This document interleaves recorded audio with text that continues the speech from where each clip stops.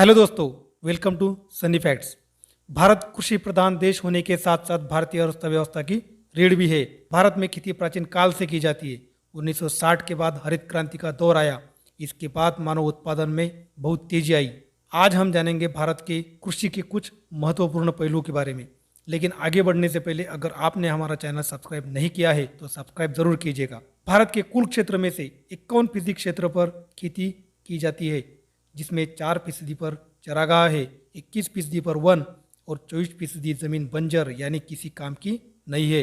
हमने ये तो जान लिया कि 51% क्षेत्र पर खेती की जाती है, मगर भारत की कुल आबादी में से 52% भाग कृषि और इससे संबंधित उद्योग धंधों से अपनी आजीविका चलाता है। विश्व भर में चाइना चावल का उत्पादन करने में सबसे पहले स्थान पर आता है। इसके बाद भारत का स्थान आता है। भारत में खाद्यान्नों की बात करें तो कुल क्षेत्र में से 47% क्षेत्र पर चावल की खेती की जाती है।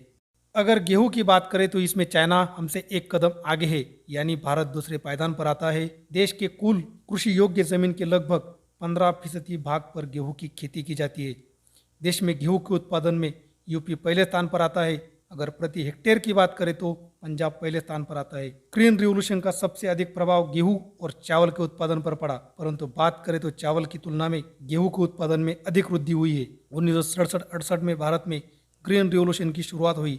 इसे भारत में लाने का श्रेय डॉक्टर MS स्वामीनाथन को दिया जाता है। 1983-84 में आई द्वितीय हरित क्रांति में अधिक अनाज उत्पादन, निवेश और किसानों को दी जाने वाली सुविधाओं का विस्तार हुआ।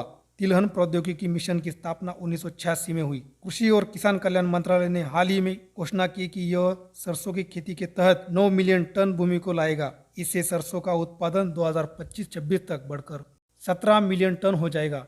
वर्तमान स्थिति में भारत में औसतन सरसों का उत्पादन 7.7 मिलियन टन है।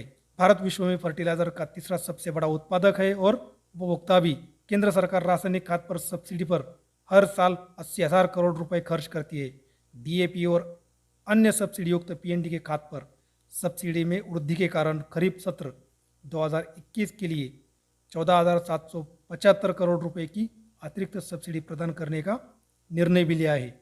अगर पोटेशियम फर्टिलाइजर की बात करें तो इसका उत्पादन भारत में होता ही नहीं, जिसे दूसरे देशों से आयात किया जाता है।